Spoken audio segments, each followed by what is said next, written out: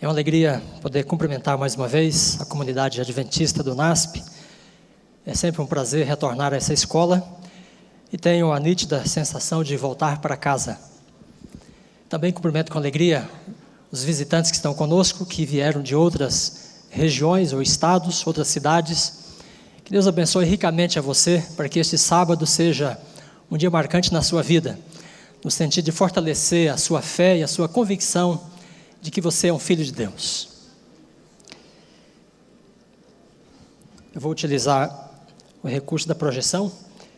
Vou mostrar diversos textos. Talvez alguns deles não se apresentarão assim muito bem legíveis, dependendo da distância que você esteja das telas, mas eu farei referência a cada um deles e esperamos que o objetivo possa ser alcançado. Bem, você e eu somos criacionistas, mas o que isso tem a ver com aquelas coisas, características em que acreditamos como adventista do sétimo dia? O que a controvérsia, a criação e a evolução tem a ver com o povo remanescente, com o tempo de angústia, com o Armagedon e com o ecumenismo e a sacudidura? Então, esses são conceitos importantes, estruturais na escatologia adventista. E nesta manhã eu vou tentar, pelo menos, sugerir algumas respostas a estas perguntas. Que tipo de conexão podemos estabelecer entre a controvérsia, o debate em torno dos temas criação e evolução, tão forte nos nossos dias, com estes conceitos, que fazem parte da nossa expectativa profética, da nossa visão dos últimos acontecimentos.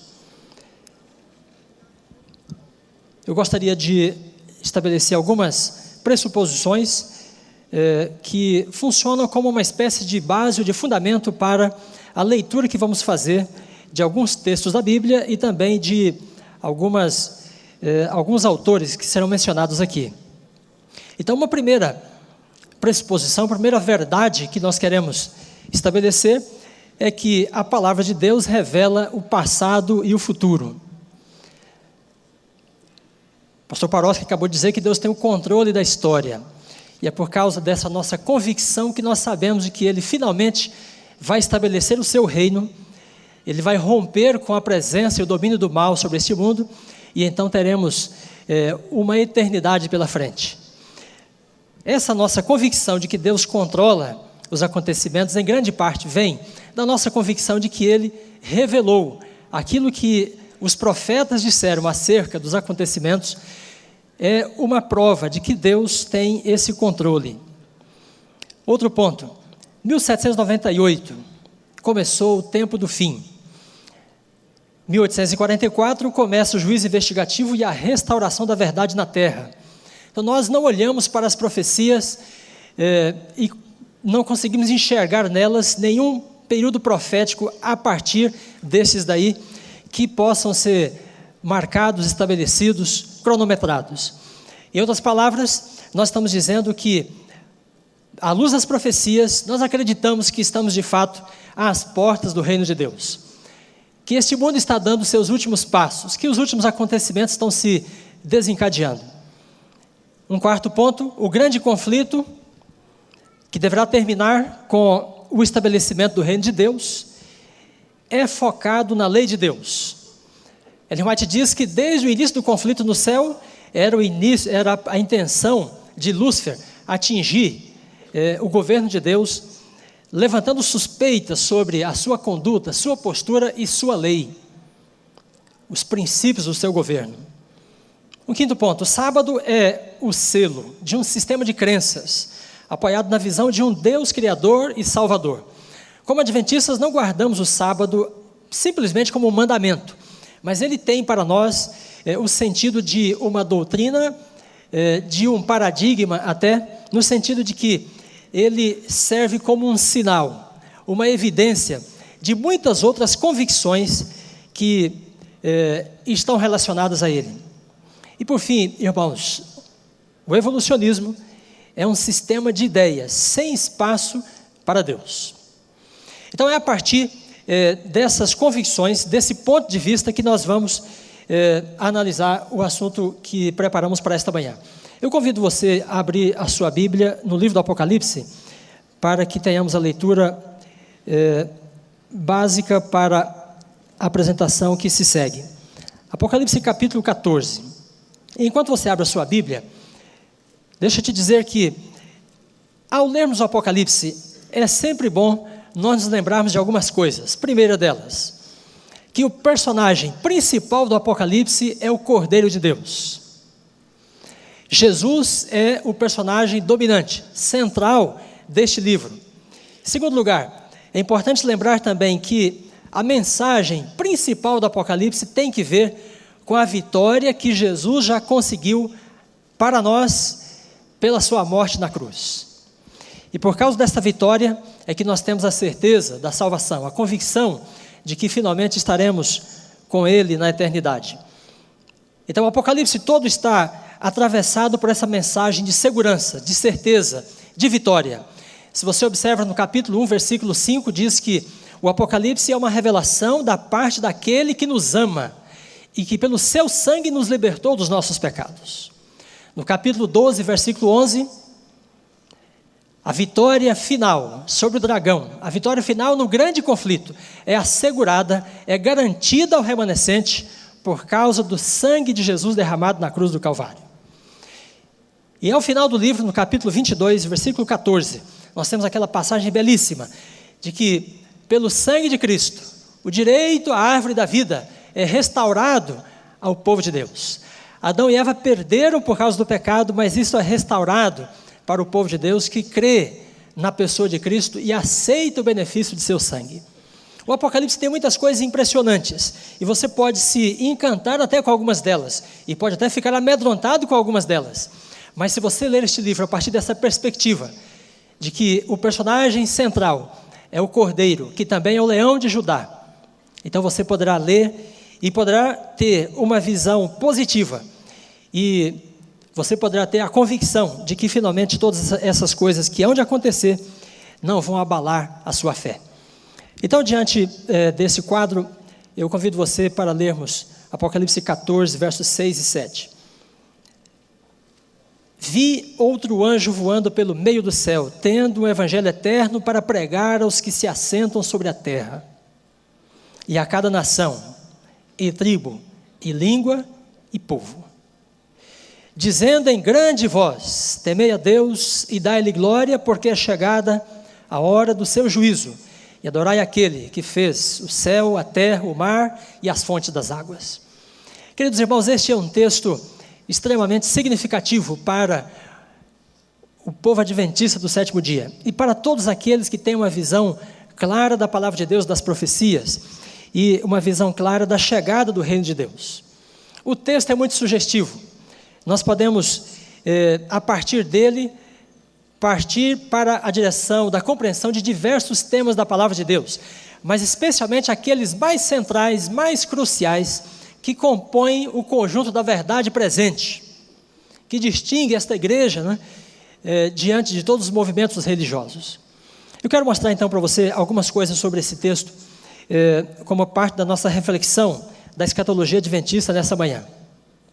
A fala do anjo, que representa um movimento de proclamação da verdade nos últimos dias, está toda ela enraizada no Antigo Testamento.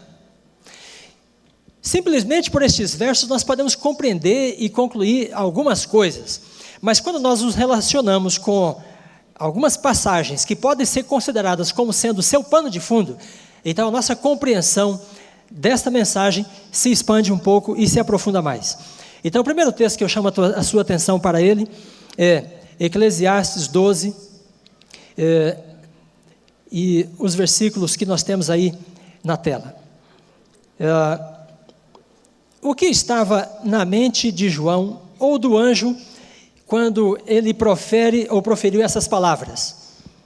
Então o verso de Eclesiastes diz: teme a Deus e guarda os seus mandamentos, pois esse é o dever de todo homem, porque Deus há de trazer a juízo todas as obras.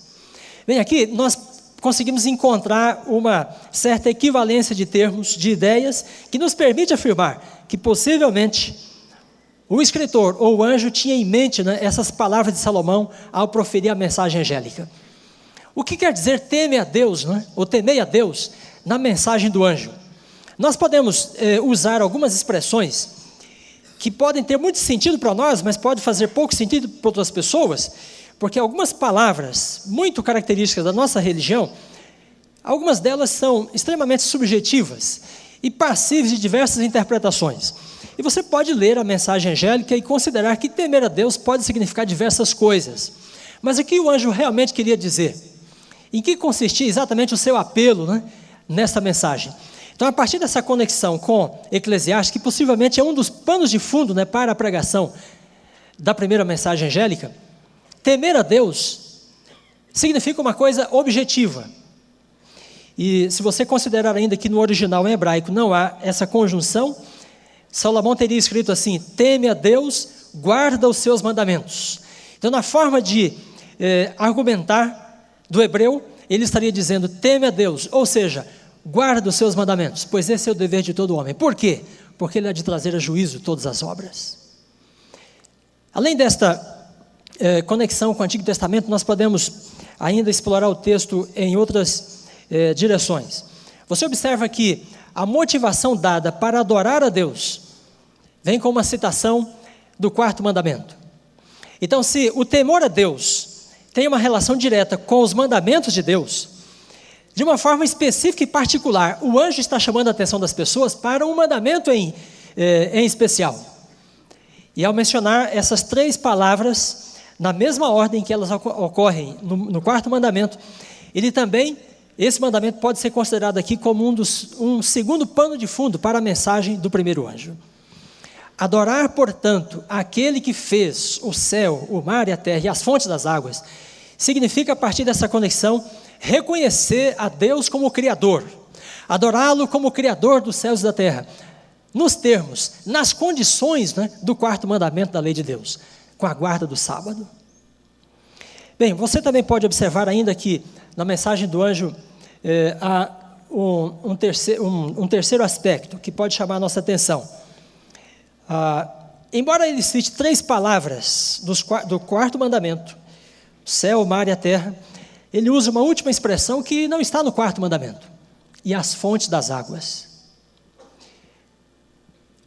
Você poderia considerar possivelmente que ele fez apenas uma variação casual, ou que por uma falha de memória, ou por uma variante que estivesse sendo citada, o texto, né, de Êxodo tivesse sido citado aqui de forma diferente. Mas talvez este não seja o caso. E se você observar e perceber que a Bíblia tem uma forma que pode ser considerada como sendo uma expressão técnica para falar das coisas criadas por Deus, então essa alteração que é feita na primeira mensagem angélica não deve ter sido uma coisa casual. Então, em todas essas passagens nós temos a lista em termos de o céu, a terra, o mar e as fontes das águas, e tudo que neles há. Isso você tem no Salmo 146, em Atos 4, verso 24, Atos 14. E também o próprio João, que escreve a mensagem do anjo, ele cita esta fórmula costumeira de falar das coisas criadas, aí em Apocalipse 5, 13 e também no 10, 5 e 6. Então, nós podemos considerar, portanto, que deve ter havido um propósito em fazer essa alteração. Por que o anjo fala das fontes das águas, em vez de tudo que neles há? Então você tem uma conexão aí sugerida entre esta mensagem angélica e o relato do dilúvio. Por favor. Sim, aí está. E há ainda uma curiosidade que a expressão grega usada em Apocalipse para a fonte das águas é a mesma expressão que foi usada na Septuaginta para a tradução de Gênesis 7, verso 11. E o que diz ali? Ali é aquela expressão dramática, quando o dilúvio começa a ocorrer e as pessoas percebem que não somente água desce dos céus, quase que na forma de cataratas, mas a própria terra começa a se abrir e as fontes do grande abismo Então começam também a lançar água para o exterior. E a água desce dos céus, e a água sobe da terra, naquela manifestação do juízo de Deus. Ellen White tem uma expressão bastante interessante acerca desse tópico, quando ela descreve o dilúvio, para Patriarcas e Profetas, na página 109, onde ela diz assim: as profundidades da terra são o arsenal do Senhor, de onde foram retiradas as armas empregadas na destruição do mundo antigo. As águas jorrando da terra uniram-se com as águas do céu para cumprirem a obra de desolação. Bem, diante dessa leitura que nós fizemos de Apocalipse 14, 6 e 7, nós podemos dizer que nós temos aí uma pregação, uma mensagem, né, que aponta diretamente para os nossos dias. Consideramos que a restauração da verdade começa em 1844 com a proclamação dessa primeira mensagem angélica. E a vontade, a verdade de Deus é restaurada num ponto específico, principalmente, com a restauração da lei de Deus, da guarda do sábado. E essa restauração é feita a partir dessa motivação. Por que guardamos o sábado? Por que devemos guardar a lei de Deus? Porque Deus é o Criador. E ainda, por que devemos adorar a este que é o Criador dos céus e da terra? Porque Ele está entrando em juízo contra a face da terra. E ao fazer menção das fontes das águas, é como se o anjo trouxesse a memória, né, da destruição, da primeira destruição global deste mundo debaixo das águas, para ainda solenizar mais a sua pregação acerca do juízo de Deus. Então a memória do juízo sobre as águas do dilúvio tem o objetivo aqui de fortalecer na nossa mente, né, a convicção de que o Deus que está para entrar em juízo contra a terra, nesses dias, já entrou em juízo uma vez contra a face da terra, nas águas do dilúvio. Bem, você também poderia considerar que não é por acaso que na controvérsia dos nossos dias, acerca de criação e evolução, a questão do dilúvio é uma questão central. E dificilmente as pessoas falam da criação, do criacionismo ou da evolução, sem terem que passar necessariamente por esse tópico do dilúvio, se foi universal ou não, como ele ocorreu, quais foram as consequências da sua incidência sobre a face da terra. Então nós temos, portanto, aí nessa mensagem, uma abordagem muito ampla que consegue nos colocar diante dessa realidade, de que a primeira mensagem angélica tem tudo a ver com o tempo que nós estamos vivendo. Muito bem, nós podemos ainda considerar rapidamente as outras duas mensagens angélicas. Nós temos em Apocalipse 14, verso 8, o anúncio da queda de Babilônia, por causa de ela ter embebedado a face da terra com o seu vinho. E esse vinho, segundo Ellen White, está relacionado com o falso dia de repouso, em substituição do sábado, memorial da criação, e também com a heresia da imortalidade da alma. Na terceira mensagem angélica, uma advertência é feita para todos aqueles que venham a receber a marca da besta. Se alguém adora a besta e a sua imagem, e recebe a sua marca, esse também beberá do vinho da cólera de Deus. Bem, aí nós temos nas duas mensagens seguintes alguns elementos novos, e nós precisamos destacar aqui a marca da besta, o selo da besta, como sendo a oposição ao selo de Deus que nós enxergamos no quarto mandamento. Há, portanto, a previsão de um conflito, de uma controvérsia que se acirra na medida em que as mensagens vão sendo proclamadas. Há uma marca a ser colocada sobre as pessoas, a fim de que elas sejam consolidadas na mentira, para que elas permaneçam na mentira e não aceitem a verdade do Deus Criador, e nem aceitem a verdade da restauração da lei de Deus.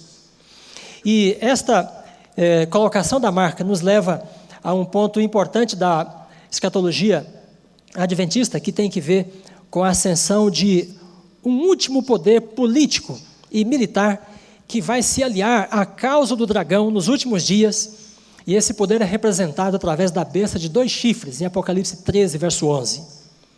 Naquele contexto é dito que esse poder fará grandes sinais e maravilhas para persuadir as pessoas, e por meio dele, uma marca será colocada para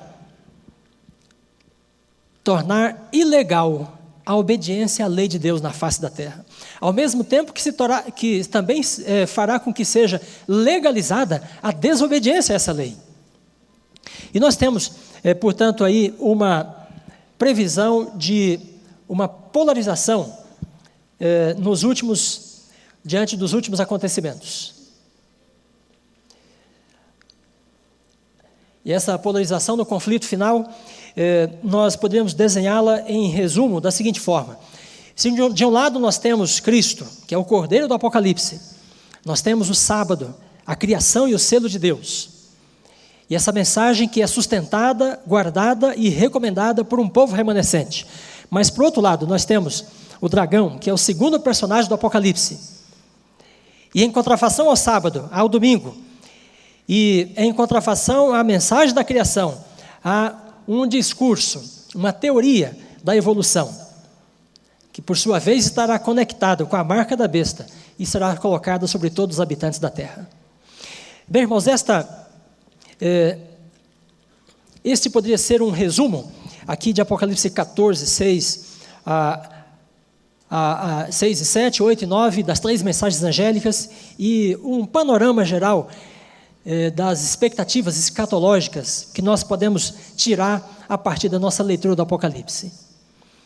Os adventistas começaram a pregar essas mensagens com intensidade nos Estados Unidos, no meio do século XIX. De lá para cá, algumas coisas aconteceram que mudaram, em alguns aspectos, de forma bastante acentuada, algumas coisas no nosso mundo. E algumas dessas mudanças em relação à crença e convicção, em relação a esses pontos, nós podemos ver nessas estatísticas aqui.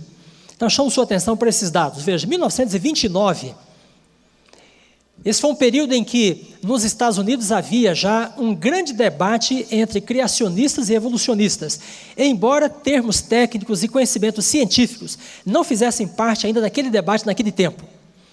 Mas já havia uma divulgação razoável do evolucionismo, de algumas teses evolucionistas.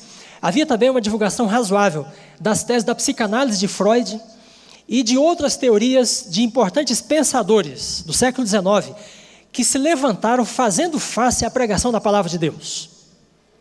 Mas veja, de lá para os nossos dias, há um progresso em relação à adesão ao criacionismo, ao relato bíblico da criação. E esses dados, de alguma forma, dão conta para nós dessa mudança.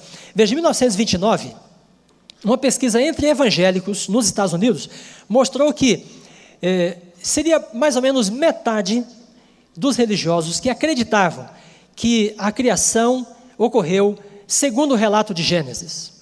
Então veja que essa foi uma pesquisa realizada com religiosos. Em 1991, nós temos esse outro dado, 47%, não dos religiosos, mas de todos os americanos, responderam positivamente à pergunta se eles acreditavam que Deus criou o mundo há cerca de 10 mil anos. Então, agora, não somente metade dos religiosos, mas de toda a população já aderia a um certo esboço, né, da mensagem da criação. Em 2005, uma pergunta muito parecida, mas colocando a palavra Bíblia, foi respondida positivamente por 53% da população americana, ou da amostragem, né, da população americana levantada nessa pesquisa. E nessa mesma pesquisa também se constatou que 2/3 da população americana entendiam que o criacionismo deveria ser ensinado nas escolas. Em 2005 também, outra pesquisa de um outro instituto revelou que 80% dos americanos creem que Deus criou o universo. Por causa de dados como estes, por causa de um livro como esse que você tem aí na tela, no qual 50 grandes cientistas manifestam, né, o porquê, a motivação de eles crerem no relato bíblico da criação, há pessoas extremamente preocupadas nos nossos dias. Por exemplo, essa preocupação é expressa por esse divulgador da ciência chamado Carl Sagan, que publicou esse livro, publicado no Brasil, com o título O Mundo Assombrado pelos Demônios. Diante de uma adesão, não somente de religiosos, mas também de pessoas do mundo secularizado, diante da adesão de cientistas, de instituições de pesquisa, à mensagem do criacionismo, Algumas pessoas entendem que nós podemos estar entrando numa nova Idade Média. E esse autor aí considera que o mundo está de fato sendo amedrontado, sendo assombrado pelos demônios. Com que ele está relacionando os demônios? Com o fundamentalismo, com a crença no relato bíblico da criação e com coisas afins.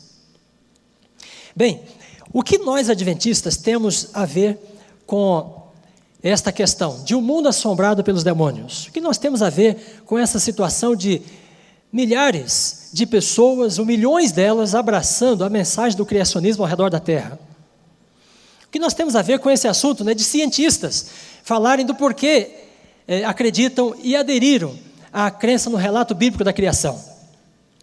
Nós precisamos tentar buscar algumas respostas a essas perguntas. Então vou mencionar, a partir desse momento, alguns autores importantes, e vou mencionar os livros deles publicados nos Estados Unidos, e muitos deles já foram publicados em diversas línguas. E então nós vamos ver o que esses autores consideram como sendo a origem do criacionismo, como ele existe hoje. E que tipo de avaliação eles fazem do movimento criacionista nos dias de hoje. Então o primeiro autor que eu quero mencionar é esse que está aí, Mark Noll. Esse homem é um dos professores de História das Religiões na Universidade de Notre Dame. Ele publicou diversos livros, entre eles esse que está aí, O Escândalo da Mente Evangélica. Neste livro, irmãos, Mark Noll diz que o criacionismo moderno emergiu dos esforços dos mais diligentes adventistas do sétimo dia, que desejavam mostrar que os sagrados escritos da fundadora adventista Ellen White, que criou muito da ideia de uma terra jovem e do dilúvio de Noé, poderiam prover uma estrutura para o estudo da história da terra. Muito bem, então veja, esse homem, publicando um livro no início do século 21, que visão ele tem do criacionismo? Segundo ele, o criacionismo como existe hoje, nasceu dos esforços de quem? De adventista do sétimo dia. Ele fala de George Price, mas fala também de Ellen White. Bem, esta poderia ser talvez uma afirmação que trouxesse orgulho para alguns adventistas, que creem na mensagem da criação, que são criacionistas, mas não faça uma avaliação ainda apressada desta afirmação de Mark Noll. E eu quero mencionar ainda para você também esse outro pesquisador, que também é um historiador das religiões e da ciência. Seu nome é Ronald Numbers. Numbers tem um livro que tem se tornado cada dia mais popular entre os pesquisadores e aquelas pessoas interessadas em história da ciência, história da religião e história do criacionismo. E é esse livro aí, Os Criacionistas, a evolução do criacionismo científico. Veja, irmãos, ele afirma que o criacionismo espalhou-se rapidamente entre evangélicos durante o século XX, desde seu humilde começo nos escritos de Ellen White, a fundadora do Adventismo do sétimo dia. E assumiu a partir daí o status de uma verdade evangélica abraçada por dezenas de milhões de evangélicos e fundamentalistas ao redor do mundo. Bem, o que Numbers está dizendo, portanto, não é uma coisa que possa trazer orgulho para nós, necessariamente, ou exclusivamente, né? Porque, segundo ele, as pessoas que abraçam o criacionismo, e que são milhões delas hoje, são fundamentalistas. E ele nomeia aqui, novamente, os escritos de Ellen White como sendo uma fonte primordial, uma fonte precursora das ideias, dos conceitos, né, e dos princípios mais estruturais do criacionismo como nós conhecemos hoje. E é interessante que, ao percebermos esta controvérsia como ela existe hoje, encontramos nesses autores, né, essas afirmações de que os adventistas do sétimo dia são a fonte inicial, primordial, de onde saíram essas ideias. Muito bem, ainda Ronald Numbers diz que no início do século XX, George Price era uma das poucas, talvez o único, a insistir num recente aparecimento da vida na Terra. Então, fazendo um levantamento de diversos escritores, pesquisadores das áreas afins, não é, com esse campo de pesquisa, ele diz que George MacReady Price, que era um adventista do sétimo dia, era uma voz quase que na contramão dos escritores de ciência naquele período. Mas, no entanto, em 1961, com o lançamento do livro O Dilúvio de Gênesis, desses dois autores, Whitcomb e Morris, o Numbers diz que as ideias de Price receberam um update. Elas foram atualizadas, elas foram expressas numa linguagem mais persuasiva, e aí então elas passaram a ser atrativas para uma grande audiência mundial. E a partir daí, segundo ele, milhões de fundamentalistas passaram a ler o Gênesis a partir da maneira de Price. Bem, irmãos, o conceito de George Price entre estes autores não é muito positivo. Eles consideram que George Price era um autodidata e até chegam a usar a palavra charlatão em relação a George Price. O Tratado Adventista de Teologia considera que George Price foi um importante articulador em linguagem científica dos conhecimentos relacionados à criação, a partir da visão bíblica e do espírito de profecia. Não fosse a habilidade que esse homem teve, dificilmente ele seria mencionado por quase todas as pessoas que falam desses assuntos. E esse, de fato, é o caso para todos esses autores que eu estou mencionando para vocês e mencionarei outros ainda. O livro ao qual Numbers fez referência como sendo essa mola propulsora, né, do criacionismo, na segunda metade do século XX, é esse daí, que teve essa edição de aniversário de 50 anos, há pouco tempo. Bem, quem é Ronald Numbers? Queridos irmãos, esse homem, hoje com talvez uns quase 70 anos, um pouco mais de 70, nasceu adventista do sétimo dia. Seu pai e seu avô foram pastores. E até os 14 anos, Numbers diz que cria piamente no relato bíblico da criação e tinha aprendido isso assentado aos pés da sua mãe e do seu pai. Mas ao entrar na adolescência, ele rompeu com a sua fé, tornou-se um grande cientista posteriormente e hoje considera-se um agnóstico. E provavelmente por causa desse conhecimento que ele tinha desde a infância, ele foi uma das primeiras pessoas, talvez a primeira, a relacionar o criacionismo como ele existe hoje com os escritos de Price e Ellen White. E interessante que não se trata aí de mais um pesquisador nos Estados Unidos. Irmãos, vejam, os livros de Numbers são publicados pelas universidades, por grandes universidades e grandes editoras nos Estados Unidos, como a editora de Harvard, a publicadora Eerdmans, uma das mais fortes no ramo evangélico, a editora da Universidade de Oxford, Cambridge e outras. Algumas pessoas consideram que Ronald Numbers talvez seja hoje um dos historiadores da ciência mais conhecidos e mais citados nos Estados Unidos, quando se fala de história da ciência, criacionismo, evolucionismo e fundamentalismo. Portanto, ele se tornou uma referência, tendo esse berço, adventista, e levantou esses dados, talvez com uma precisão que outros não teriam feito. Bem, você poderia se lembrar de que Ellen White fala que algumas pessoas sairão do meio da igreja e poderão se constituir em importantes inimigos dela. Não quero dizer que necessariamente Numbers o seja, mas alguns conceitos e alguns preconceitos importantes em relação aos criacionistas, precisa-se admitir, vieram a partir de afirmações dele. Embora nós não possamos discordar necessariamente dele.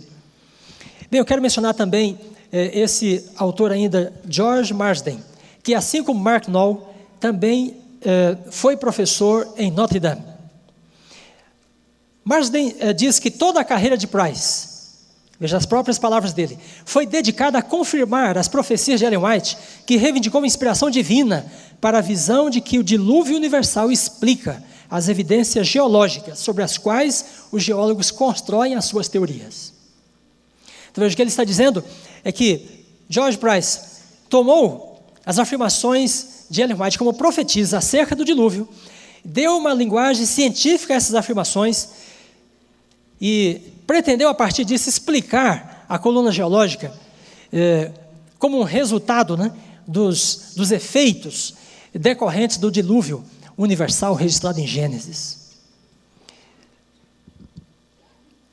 Depois que Numbers falou sobre os adventistas e George Price, vários historiadores passaram a se referir aos adventistas do sétimo dia como sendo precursores do criacionismo moderno. Por exemplo, você tem aqui um livro publicado por um indiano, um doutor, um pesquisador, William Powell, e escreveu esse livro, Filosofia do Criacionismo Científico. Então, esse indiano também afirma que George Price, que escreveu A Nova Geologia, livro inspirado parcialmente pela obra Patriarcas e Profetas, em que Ellen White descreve o impacto do grande dilúvio sobre a superfície da Terra. Veja que ele foi um pouco mais específico ainda ao dizer que a fonte, né, de Ellen White é Patriarcas e Profetas e a descrição que ela faz acerca do dilúvio. E Powell diz que as ideias de Morris, que atualizou a mensagem de Price, tiveram grande impacto sobre o criacionismo e sobre o fundamentalismo. Bem, que texto seria esse de Patriarcas e Profetas? Você certamente já o leu. Eu coloquei aqui só para nós termos para refrigerarmos a ideia, né? Ellen White diz que o Senhor fez da terra um vasto cemitério, quando aquele vento descrito por Gênesis soprou, né, para enxugar a terra. E Deus então sepultou, segundo ela, árvores, animais, corpos de seres humanos, de grandes feras, e daí então vieram fontes de carvão e óleo. Estas palavras, irmãos, descritas por Ellen White, a partir de uma visão que ela teve, mexeram com as ideias de Price, e segundo esses historiadores, foi daí que ele tirou grande parte das suas convicções acerca da estrutura geológica da Terra. Bem, um outro autor ainda importante também de hoje, que menciona e faz essa relação entre os adventistas e o criacionismo. Barry Rankins, no seu livro Os Evangélicos Americanos, ele diz que a geologia do dilúvio, que é uma das expressões usadas para o criacionismo moderno, colocou em eclipse a teoria do dia-era, assim como a teoria da gap. Então essas eram duas teorias cridas e abraçadas por muitos evangélicos, e eles viam nessas teorias uma forma adequada de explicar a criação e de alguma forma ajustar ou acomodar o relato da criação a algumas descrições da ciência, com relação aos milhões de anos da Terra, da coluna geológica e assim por diante. No entanto, o Rankins está dizendo que a geologia do dilúvio, como Price desenvolveu depois, o Whitcomb e Morris, né, colocou em eclipse essas duas teorias e se tornou a visão dominante do fundamentalismo. Segundo ele ainda, esta teoria do dilúvio, né, da geologia do dilúvio, está intimamente ligada aos adventistas do sétimo dia, que são marcados por um intenso interesse nas profecias do fim do mundo. Bem, você pode estar percebendo já, em algumas palavras e expressões desses autores, que eles não falam com orgulho dessas coisas. Eles, na verdade, expressam uma certa preocupação em relação ao caminho, né, que alguns evangélicos estão tomando ao abraçarem essas verdades, essas ideias, né, essas crenças. O Rankins ainda diz que o primeiro cientista autodidata a tomar os escritos de Ellen White e desenvolvê-los como uma ciência foi George Price. Bem, outros dois autores, Stephen Burton e David Wilkinson, diz que Ellen White e George Price, ambos adventistas do sétimo dia, alçaram as narrativas criacionistas ao centro do palco. Mais tarde, com The Genesis Flood, Whitcomb e Morris expuseram as ideias de Price de forma persuasiva. E o que se seguiu então foi uma idade das trevas para a erudição evangélica conservadora por causa dos fundamentalistas. Veja, irmãos, aí está então esse livro publicado em 2009, na página 221, em que eles dizem que o que se seguiu a partir da década de 60, com a divulgação de forma mais persuasiva das ideias do criacionismo, foi o início de uma idade das trevas, por causa do fortalecimento de uma vertente considerada aqui fundamentalista entre os evangélicos. Bem, ainda que os criacionistas sejam chamados de fundamentalistas e que eles sejam considerados como obscurantistas, essa talvez não seja uma grande preocupação para os criacionistas, já que nós estamos falando aqui de pesquisadores e na universidade, no contexto acadêmico, há uma liberdade de expressão e as pessoas podem usar esses adjetivos livremente. Mas eu quero dizer para você que, na verdade, a avaliação que muitos pesquisadores importantes, formadores de opinião fazem hoje dos criacionistas é mais séria ainda. E esta avaliação necessariamente nos remete ao Apocalipse, que fala de um povo que iria restaurar a verdade, e essa verdade estaria centralizada no sábado, como sendo um sinal do Deus Criador e Salvador, chamando a terra para adorar ao verdadeiro Deus Criador, preparando-se assim para o juízo. E esse povo enfrentando então um conflito, uma controvérsia com uma outra ala do mundo, e uma outra forma de proclamação, de pregação, de persuasão, tentando mostrar para as pessoas uma outra visão da realidade, fundada no evolucionismo e promovendo também, em vez do sábado, o domingo como o selo da besta. Então, em que dimensão é assim essa seriedade maior desse assunto? Então, eu quero voltar aqui ao livro de Mark Noll. Mark Noll diz, neste livro, O Escândalo da Mente Evangélica, que, segundo a sua visão, irmãos, os evangélicos estão perdendo a sua relevância no mundo.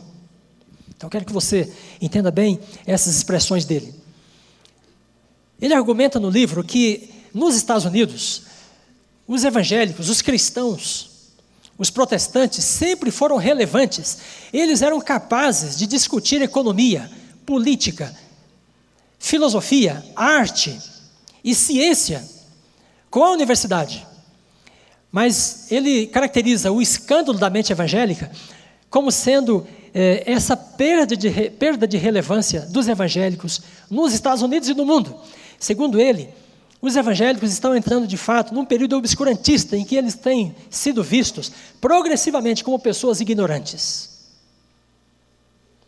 Bem, eu poderia descrever um pouco mais desse drama ou desse escândalo que ele descreve no livro, mas talvez isso já seja suficiente. Agora, quais são as razões que ele reconhece como sendo causadoras desse obscurantismo entre os evangélicos? Então ele nomeia pentecostalismo. Então os hábitos, a liturgia pentecostal, o modo de vida pentecostal, segundo ele, são fatores obscurantistas não só do pentecostalismo, mas do evangelicalismo. Além disso, ele destaca também o profetismo, a expectativa do fim do mundo, como sendo coisas que estão prejudicando a mente evangélica. E por fim, ele considera, irmãos, que o fator que mais está escandalizando a mente evangélica seja o fundamentalismo relacionado diretamente com o criacionismo. E veja as palavras dele, a sua afirmação: a ciência criacionista está danificando a mente do evangelicalismo. Você reconhece aí um conflito que está em andamento, que está se desencadeando entre a restauração da verdade desde 1844 e o mundo que nós estamos vivendo? Então, eu estou dizendo que esses pesquisadores não só reconhecem o papel que os adventistas tiveram no grande movimento que existe hoje em função do reconhecimento da criação bíblica, mas eles consideram que isso é uma coisa ruim, que isso é uma coisa desagregadora e que, de fato, os evangélicos estão tendo a sua mente danificada, escandalizada, por causa das ideias criacionistas. O que você acha disso? Bem, se você pensa que esse sujeito pode não ter assim tanta influência, quero chamar a sua atenção aqui para esse dado. Veja, a revista Time divulgou há pouco tempo uma lista de 25 daqueles que ela considerou os mais influentes pensadores evangélicos nos Estados Unidos. E Mark Noll é um dos primeiros dessa lista. Aqui no Brasil, se você for reconhecido como um importante pensador evangélico, talvez isso não é grande mérito para você. Mas nos Estados Unidos é grande mérito. Para uma população de mais da metade de evangélicos, e para uma cultura, né, em que grandes pensadores, grandes filósofos sempre foram protestantes, evangélicos e muitos deles crentes na Bíblia. Então, Mark Noll, que faz essa avaliação que nós acabamos de apresentar, tem essa importância, né, na academia e na sociedade, no pensamento nos Estados Unidos. Muito bem, eu quero então partir para um outro ponto. Irmãos, quando esses historiadores, quando estes pesquisadores falam de fundamentalismo, isso de fato é uma coisa que nos preocupa. Por quê? Porque neste contexto que nós estamos vivendo, o fundamentalista tem sido uma das pessoas mais mal vistas, mais negativamente avaliadas, né, consideradas na sociedade em que vivemos. Os fundamentalistas são vítimas de diversos preconceitos, e isso não tem a ver só com as questões bíblicas relacionadas com a criação e criacionismo. Isso tem que ver também, em grande parte, com o contexto em que nós estamos vivendo, de uma guerra entre nações fortes, as nações ocidentais especialmente, e o terrorismo. Então, chamo sua atenção nesse contexto para esse autor, que é um especialista em islamismo, terrorismo e fundamentalismo. É um irlandês chamado Malais Ruthven. Ele tem um livro chamado Fundamentalismo. Veja, segundo ele, irmãos, desde o final da década de 80, né, quando caiu o Muro de Berlim, e então acabou a Guerra Fria, não havia um polo claro, né, de atração para as pessoas que alimentavam um espírito, né, contrário ao mundo moderno, contrário ao capitalismo, contrário ao Ocidente e contrário aos Estados Unidos. E muitos analistas dizem que, de fato, houve um vácuo de poder, né, na década de 90, porque os Estados Unidos não tinham um inimigo comum para combater. E os americanos sempre tiveram a unidade nacional a partir do momento em que eles combatiam um inimigo comum, inimigo da modernidade, inimigo da liberdade e inimigo dos Estados Unidos. Assim foi com o nazismo e com o comunismo. Mas na década de 90, os Estados Unidos estavam numa grande expansão da sua economia, mas não havia um inimigo comum a ser combatido, que justificasse, né, e legitimasse as suas ações como um império. Mas em 2001, esse inimigo se apresentou de fato. Então, analisando esses acontecimentos, Ruthven diz que as religiões fundamentalistas tornaram-se, a partir daí, o novo polo de atração dos revolucionários, dos desajustados com o mundo moderno. E veja, aí você começa então a perceber que essa avaliação, ou essa relação entre criacionismo e fundamentalismo, pode ter uma implicação mais séria nos nossos dias. Ele diz ainda: o fundamentalismo tem sido uma fonte de motivação e identidade, e parece ter substituído as antigas ideologias. Então, o que ele está dizendo é que, no mundo moderno como ele existe agora, no século XXI, um novo polo de atração, né, para os desajustados, para os críticos da modernidade, do capitalismo americano, do domínio dos Estados Unidos sobre o mundo, né, relativamente como ele é, esse novo polo não é mais um Estado organizado, uma ideologia humanista, como foi o comunismo, o marxismo. Esse polo, segundo ele, é a religião. E a religião, de que forma? Ou que tipo de religião? Fundamentalista. Bem, aí entra uma segunda pensadora, Karen Armstrong, que escreveu um livro chamado A Batalha por Deus, mas foi publicado aqui no Brasil com o título Em Nome de Deus. Veja, irmãos, ela diz assim: democracia, pluralismo, tolerância religiosa, paz internacional, liberdade de expressão, separação entre igreja e Estado, nada disso interessa a quem? Aos fundamentalistas. Os fundamentalistas cristãos rejeitam as descobertas da biologia e da física sobre as origens da vida e afirmam que o livro de Gênesis é cientificamente exato em todos os detalhes. Bem, então aqui chamo sua atenção para esse aspecto. Irmãos, na conceituação dos fundamentalistas, o que predomina é o preconceito e a generalização.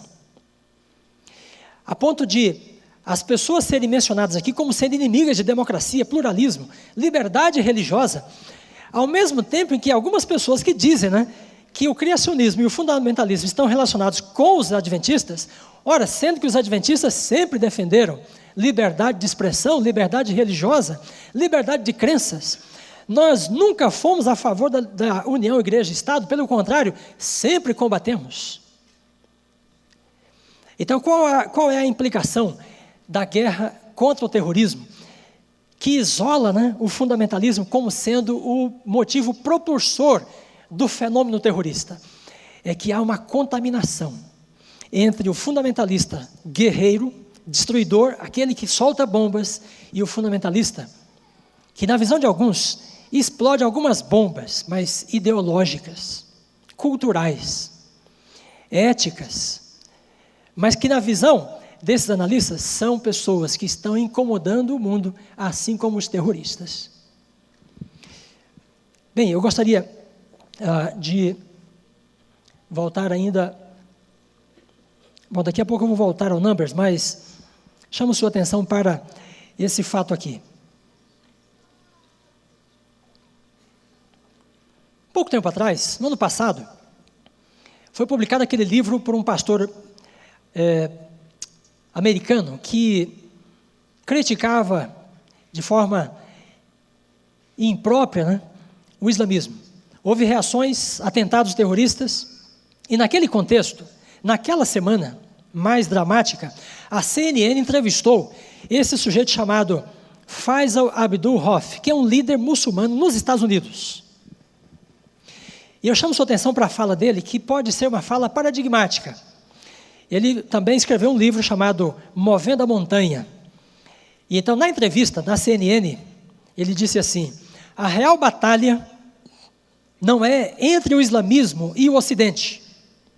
Veja o foco importante que ele estabelece.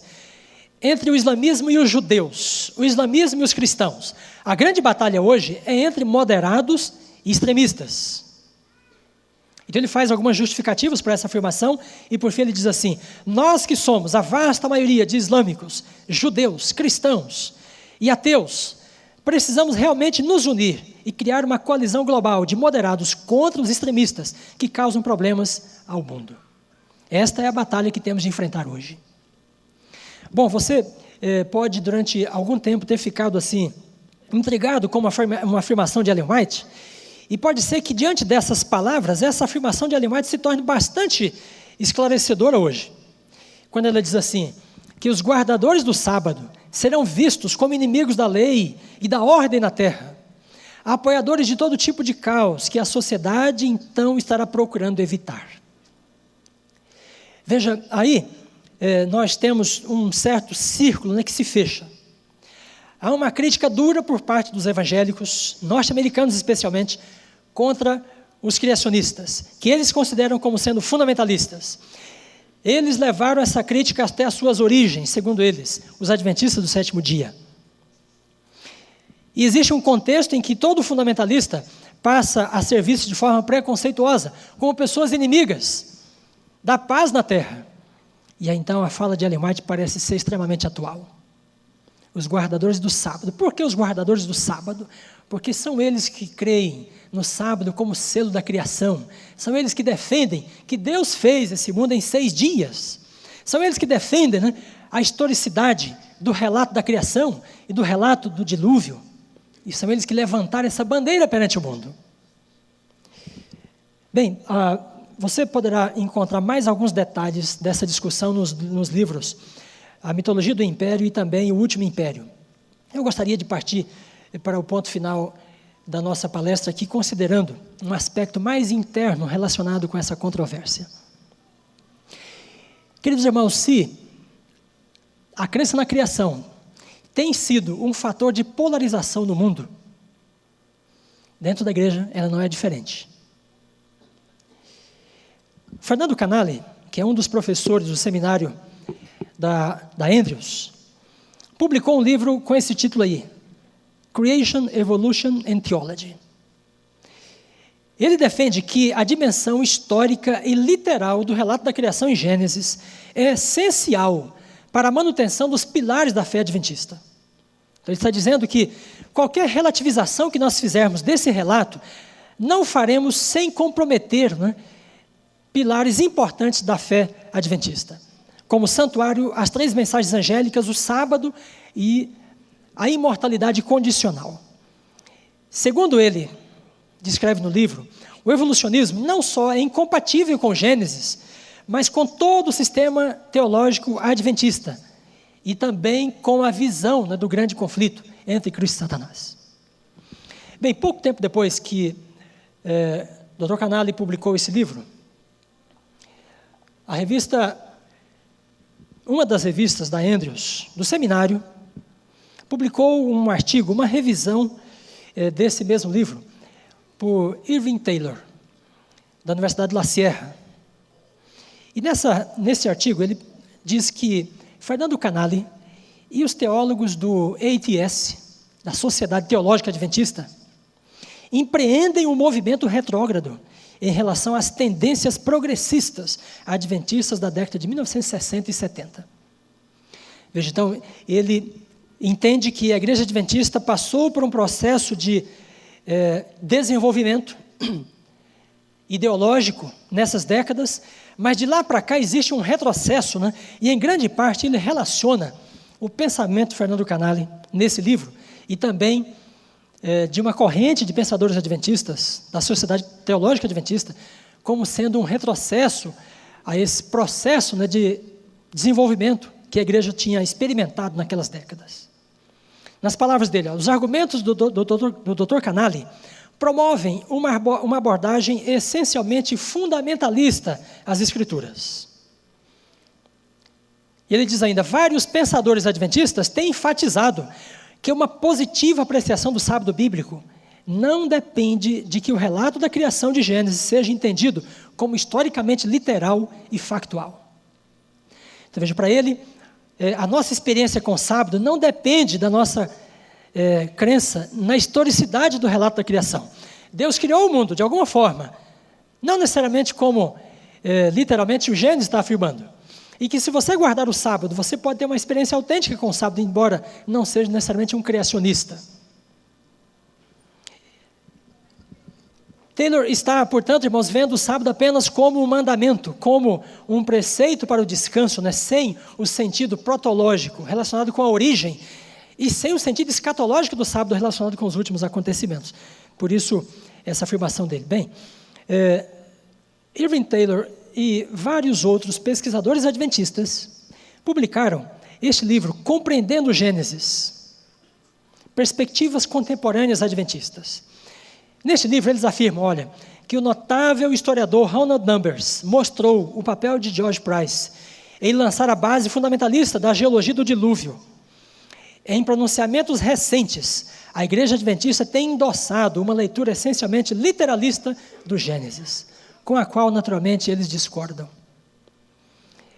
Este livro, é dito na apresentação dele, este livro defende uma leitura não fundamentalista do Gênesis, apoiado numa visão da criação à luz do evolucionismo teísta, ou criacionismo progressista.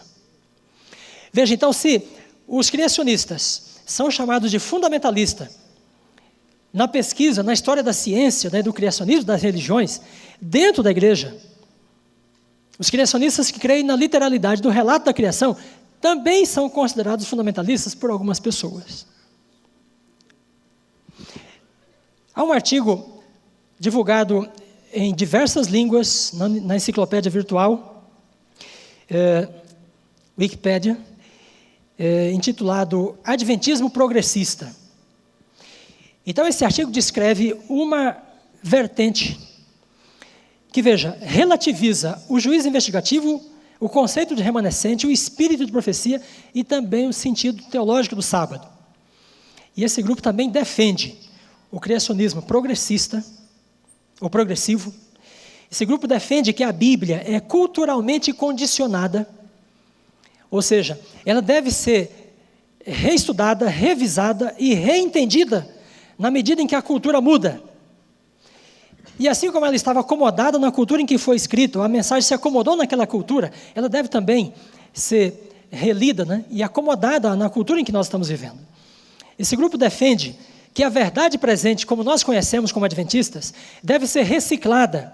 Novos conceitos, novas ideias devem ser descobertos, né, como verdade presente em ampliação dos conceitos antigos e mesmo em substituição daqueles que eventualmente se tornem irrelevantes. Esse grupo defende ainda uma imersão cultural pela igreja, como condição para a igreja ser relevante no mundo de hoje. Veja, significa que, em diversos aspectos da cultura, segundo os adventistas progressistas, nós precisamos imergir na cultura, refletir a cultura, incorporar a cultura do nosso mundo, como condição para nós sermos ouvidos e sermos relevantes no mundo em que nós estamos vivendo. E ainda, irmãos, os adventistas progressistas defendem uma equivalência de gêneros, homem e mulher, para todos os efeitos. Bem, uma hora você pode dar uma lida nesse artigo em textos equivalentes.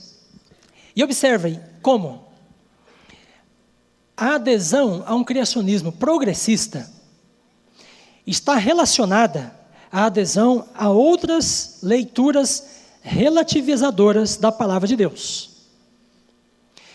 De forma que uma tendência ou um conceito progressista ou liberal dificilmente existe sozinho na mente de uma pessoa. Pelo contrário, eles se relacionam como uma espécie de rede. Portanto, esses adventistas progressistas consideram que eles têm uma missão de levar os adventistas a desistir de uma leitura fundamentalista da Bíblia. Bem, eu vou fazer algumas afirmações, então, em conclusão da apresentação.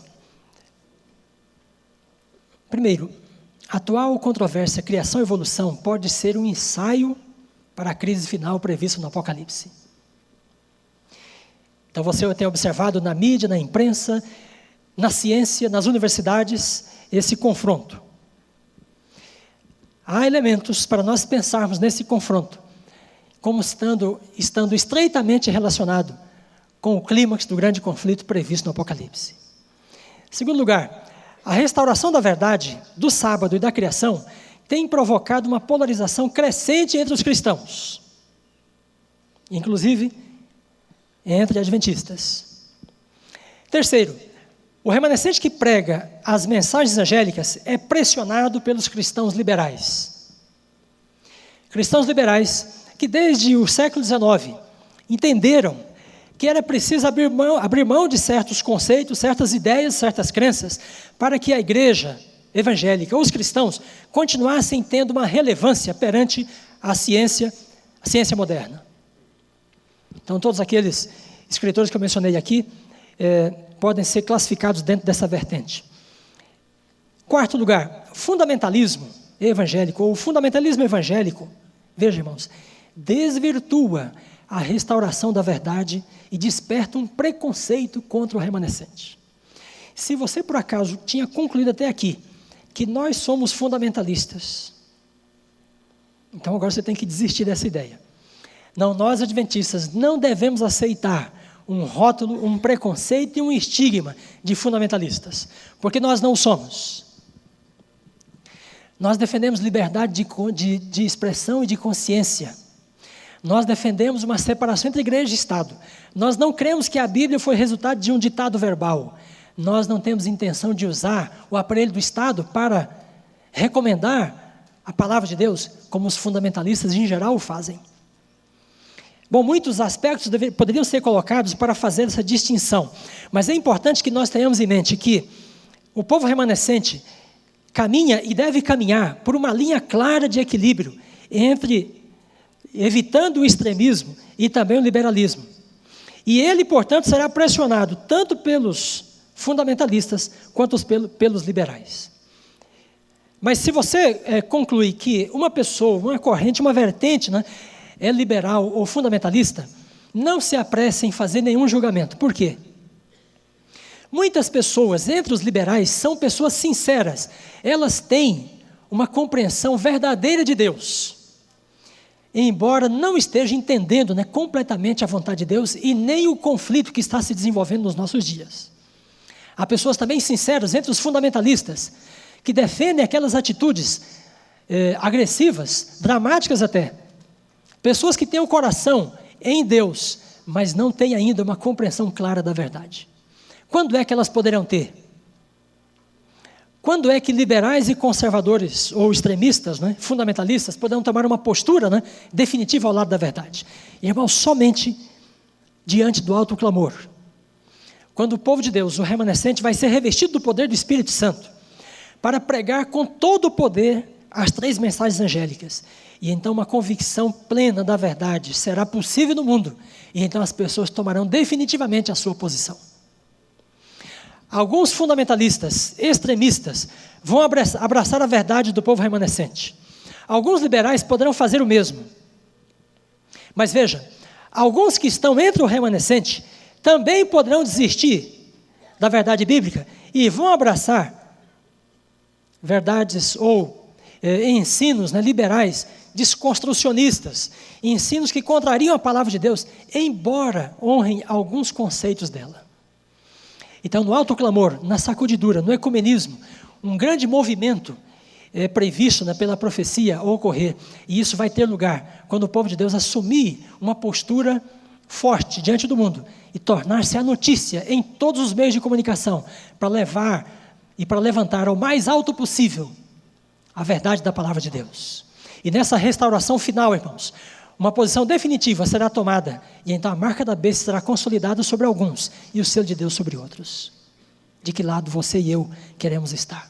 Nós sabemos de onde queremos estar, mas de que lado você está hoje? E o último ponto é que uma leitura literalista das Escrituras desperta uma polarização dentro da própria igreja. Nós mencionamos.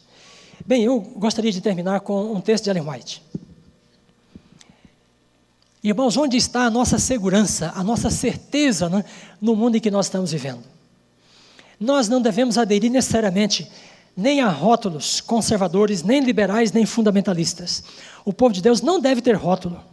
O povo de Deus não deve ter estigma. O povo de Deus também não deve ter preconceito. Onde está a nossa fortaleza? Onde está a nossa rocha firme? A palavra de Deus. E esse texto, portanto, de Ellen White é extremamente importante para nós hoje. Segundo ela, os enganos, a confusão, a complexidade do mundo será tal, no final do grande conflito, que podem ser os dias em que nós estamos vivendo, que ela diz assim: apenas os que forem diligentes estudantes das Escrituras e receberem o amor da verdade, estarão ao abrigo dos poderosos enganos que dominam o mundo. Irmãos, qual é o selo, qual é o escudo da verdade? É a adesão à palavra de Deus, ao sábado, à lei de Deus, mas a toda a verdade. É o escudo de proteção. Pelo testemunho da Bíblia, estes, os que amam a verdade, vão surpreender o enganador em seu disfarce. E os disfarces serão muitos, inúmeros. As contrafações vão atingir seu clímax, mas aqueles que conhecem a palavra de Deus e têm o amor da verdade, sob o poder do Espírito Santo, eles vão desmascarar o enganador em qualquer dos seus disfarces. Amém? Sendo possível, porém, Satanás os impedirá de obter o preparo para estar em pé naquele dia. Bem, esta é uma advertência final para nós nesta manhã.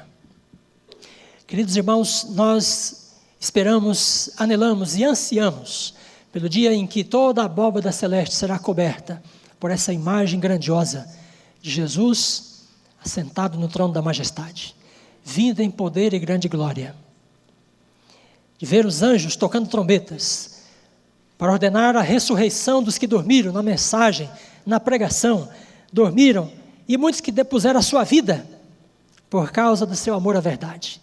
Irmãos, esse dia glorioso está perto. Antes dele, uma grande crise ainda, que nós já estamos vivendo, mas você tem a garantia da vitória pelo sangue do Cordeiro. Ele é aquele que nos ama e pelo seu sangue nos libertou dos nossos pecados. Ele é aquele em cujo sangue você e eu temos certeza da vitória no grande conflito, mesmo sobre o dragão. Amém. Deus seja louvado. Assim como você está, inclina a sua fronte para nós falarmos com Deus.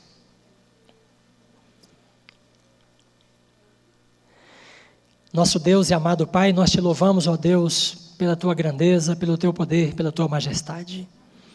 Nós te louvamos, Senhor, porque tu és o Deus que controla e tem nas mãos toda a história, todos os acontecimentos. E nós te louvamos, ó Pai, porque a Tua palavra revela tanto o passado quanto o futuro, porque Tu conheces a ambos e estão diante dos Teus olhos. Nós te louvamos, ó Pai, pelas profecias que anunciaram a restauração da verdade para os nossos dias. Te louvamos, ó Pai, porque levantaste um grupo em 1844 para abraçar esta verdade e para levantar bem alto a palavra do Senhor diante do mundo em que nós vivemos. Ó Pai, nós te louvamos porque essa mensagem chegou até os nossos dias e tem se transformado no movimento mundial. Ó Deus, como adventistas, como pessoas que creem na Tua palavra, como criacionistas que defendem a criação e o relato bíblico das origens, nós queremos, ó Pai, colocar nossa vida nas Tuas mãos nesta manhã. Ó Deus, queremos ser sábios no poder, no discernimento do Espírito Santo, para darmos a mensagem para o mundo exatamente como ela precisa ser dada. Não nos deixe, ó Deus, sermos negligentes, displicentes, nem liberais, mas também não nos deixe, ó Pai, sermos extremistas, fanáticos, nem sensacionalistas. Mas que o domínio do Espírito Santo seja sobre a Tua igreja, para que ela possa cumprir a sua missão, no equilíbrio perfeito na Tua palavra nesses dias.